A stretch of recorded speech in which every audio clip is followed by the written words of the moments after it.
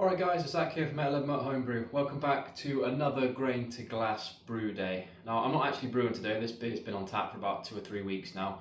The intention was to do all of the sort of footage in one go on the brew day, but unfortunately when you got a 1-year-old dog and a wife on a cleaning rampage, you don't get the peace and quiet to film the audio part, so I only got the B-roll on that day. But anyway, I digress, doesn't matter, we'll record it all today. This brew day was for a New England IPA, so if you're not familiar with the style, which I find highly unlikely if you're watching a homebrew video, but you never know, they're a fairly modern style, big, bold, juicy flavours, very hop forward. It's sort of known for its soft, pillowy mouthfeel. If you think tropical fruit juice, overripe fruit, sometimes citrus, those kind of things, and a real soft, pillowy, hazy beer, you've got yourself a New England IPA. They're quite often around 6% and above, but a lot of breweries are making similar things at lower ABVs at the moment. As I say, it's been on tap about 2 weeks now and it's come out really good. It's a beer I have brewed before. I'm brewing this one for a competition, that's why I rebrewed it. It's not something I always do. But anyway, if we're talking about New England IPAs, the first thing we've got to mention is the water. So generally speaking, if you're a beginner home brewer, you can kind of get away without adjusting the water chemistry. If you're not quite sure what I'm talking about, basically the different mineral contents in water lend themselves to certain beer styles. For the most part, if you're just starting out, you can kind of ignore the water chemistry. Most beers you can get away with it so long as you've just got a good source water. Personally, I recommend Tesco Ashbeck if you're in the UK. However, with a New England IPA, we really do need to be doing some water chemistry work. The water chemistry helps give it that soft, pillowy mouthfeel and just contributes to that New England IPA style. The main bits we need to be looking at are the sulfate to chloride ratio, or chloride to sulfate ratio in this case. So that I always go for a 2-to-1 chloride to sulfate ratio. That lends itself nicely to that soft, pillowy mouthfeel. The water profile I actually went for, I'll put it on the screen now, is the water profile Verdant Brewery use. If you're not from the UK, Verdant are one of our, in my opinion, best breweries, and they specialise in hazy IPAs, New England IPAs. They're phenomenal at it.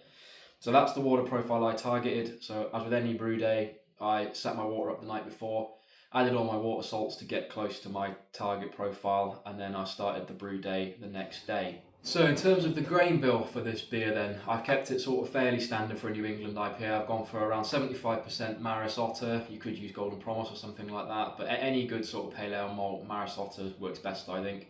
I've then got 10% each of wheat and oats. They both contribute to that nice stable haze. They add some nice body to it, and the wheat also helps with the head retention. And then finally I've put 5% carapils in, possibly a little bit obsolete with the wheat because it mainly helps with head retention, but that's in there anyway. This time I went for a 72 degrees C mash temp, which is high. Last time I did it at 70 C, but that helps raise the final gravity, so I'm shooting for around 1.018 to 1.020 final gravity. A lot of the big breweries are mashing at that temperature, so I thought I'd give it a go. It worked really well at 70, so I don't see why 72 is going to cause me any issues. So that's the plan there. It's going to be around 6.6%-ish, and it's quite a big grain bill, so it's probably going to push my little Brewzilla 35 litre to its sort of max capacity, really.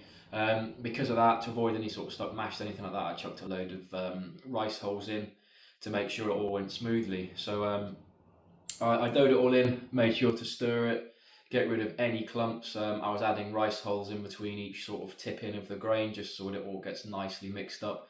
I always leave these kind of beers for 15 minutes just to settle at the mash temperature of 72 before I start turning the recirculation on, and then I'll mash for a full hour at 72 degrees C. Once the mash is done, actually before we get to that point, I like to stir every 15 minutes as well. I find it gives me a better efficiency. Once that's done, I'll mash out at 75 degrees C. So I'll raise the mash temperature up to 75, and then I'll leave it there for 10 minutes. Once that's done, I will raise the grain basket and I'll start my building up to a boil. It just saves a little bit of time while I'm doing the sparge. So I keep it simple with the sparge. I just use a jug and just keep it topped off so there's a slight bit of water above the grain bed until it's all drained through even. Once it has, I then use the top cover for the Brewzilla to give it all a good squeeze and get every last bit out. Gone are the days of people thinking that squeezing your grains causes astringency. It doesn't. You'll have absolutely no issues whatsoever. And as I say, I'm almost at boil temperature at that point because I've had it heating up while I did the sparge. Just makes life much, much easier. So now we are into the boil phase. I brought this up to a nice boil, nice rolling boil, and I'm only going to boil for 30 minutes. Generally I stick to a 60-minute boil. I know a lot of people are moving to 30-minute boils all the time, but I only really do it for sort of New England IPA styles because they generally have a really low level of bitterness. So for example, in this beer, I've got no hop additions during the actual boil. All of my hop additions are post-boil, i.e. whirlpool and dry hop. So I only go for the 30-minute boil. It's worked absolutely perfect for me. As you can see, there's a nice rolling boil going there, and I've got to the 30-minute mark, which is the end of my boil. The only bits I add in the boil are some yeast nutrient and a protofloc tablet. They go in at about the 15-minute mark. The hop schedule for this one is pretty simple, as I say. So I'm using Citra and Strata, which should give it a little bit of sort of classic citrusy Citra notes, as well as some nice dankness from the Strata. I put 100 grams of each in at whirlpool, so I'll turn off all the elements. I've cooled it down to around 80 degrees C, and I've chucked in 100 grams of each, and I'll leave that to do its thing for around 20 minutes. Once that's done, I'll cold crash it down to about 18 degrees C, which is where I like to, sorry, not cold crash, that's not the right word. I'll chill that wort down to around 18 degrees C, which is where I'll pitch my yeast. For this one, I've used Verdant IPA yeast. I really like that yeast. I've used it a few times. I've put 2 packets in, and it works absolutely perfectly for me. The only thing I found with it is it always seems to over attenuate. So I think on my recipe, I've linked it in the bit below in the description. It looks like I'm going to get a final gravity of about 1.023. This always over attenuates, so I'm actually expecting around 1.018, somewhere around there. So anyway, now the yeast has been pitched and I've put it to bed. I'm going to ferment it at 18 degrees C. I use a wrapped pill so I can monitor the fermentation as I go along. Once I get to within about 10 points of my final gravity, I will start a slight temperature ramp up to about 21 degrees C. I'll do that over 2 or 3 days, and then I'll just leave it to finish. So once I can see on the wrap pill that we are at what I believe to be the end of fermentation, I will start looking to dry hop. I'm not going to get too much into dry hopping techniques because everybody has their own ways of doing it. I know most of the top breweries are sort of partially cold crashing down to about 14 degrees C and dry hopping at that temperature for 2 to 3 days. Reason being is to avoid hop creep. So what they'll do is the soft crash will gather all of the sort of yeast and bits and bobs and pull them out of suspension. They will then dump that and dry hop on top. I've tried that, but because I can't dump yeast or anything like that, I struggle with hop creep. I've had problems with it before. So for me, what I do is I use a hop bong so I can do it completely oxygen free. If you haven't got that option, you're better off dry hopping during active fermentation. It'll just, because it's obviously working at that point in time, you won't have any issues with oxidation if you pop the lid and dump your dry hops in. I don't need to do that, so I don't. So I use the hop bong, dry hop completely oxygen free once fermentation's done, and I will dry hop at my fermentation temperature, so somewhere around 20 degrees C. I will leave those dry hops in there for about 3 to 4 days, keeping an eye on my gravity with the wrap pill. Generally speaking, I haven't had any issues at the moment. With this one I didn't. There was no further sort of change in my gravity, so I was quite satisfied. However, I gave it an extra day anyway, so I think I did about 5-day dry hop. You don't really need to worry about grassy flavours in that short period of time. Up to a week you should be absolutely fine.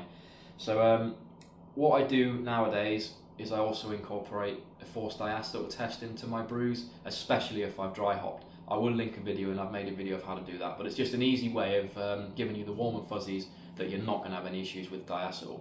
So once I passed that test, I then cold crashed my beer and kegged it. It's now been in the kegerator for about 2.5-3 weeks, and it is tasting really quite good.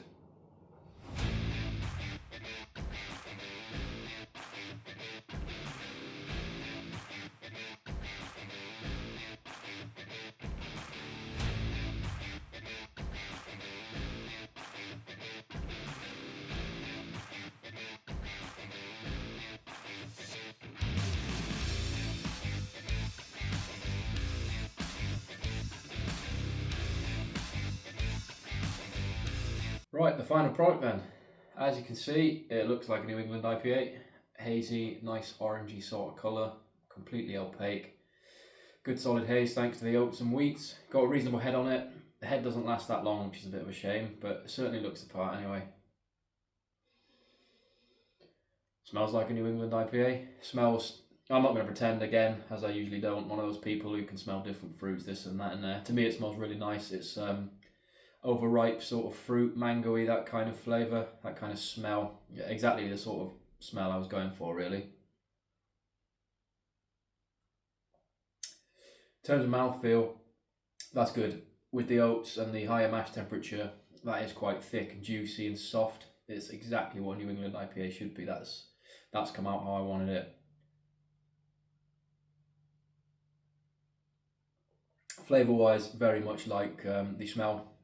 Again, to me, it's like overripe fruits. If you think of that dark tropical juice you get at the holiday buffet, that's the kind of vibe I get from that. A little bit dank, little bit sort of overripe fruit, overripe mangoes, those kind of things. All in all, I'm pleased with that. It's a very nice beer. It came out at 6.6%. The fermentation was done pretty rapidly. Again, with the dry hops, I left it for a little bit longer. Quite happy I did. It's come out good. As I say, that's about 3 weeks in the keg. I'm happy with it. That'd be well worth brewing again, and hopefully it does all right in the competition. I think if I was to brew it again, I don't know whether I would brew that again in all honesty. I really like it, but I like to mix it up a bit. But if I use that as a base, I think the main change I'd probably make is to dial back the Strata a little bit and maybe put in a New Zealand hop or something like that. Just make it a little bit more citrusy, a little bit more bright would be the word I would use, just because the Strata is really nice, but it has given it really quite a dank, overripe vibe to it, which I like, but not everyone would. So yeah, again, all in all, I'm pleased with that. That is a nice beer, and I wouldn't change too much with it as it is. But yeah, thank you for watching. If you enjoyed that, please consider liking and subscribing, and feel free to check out some of my other videos. Cheers.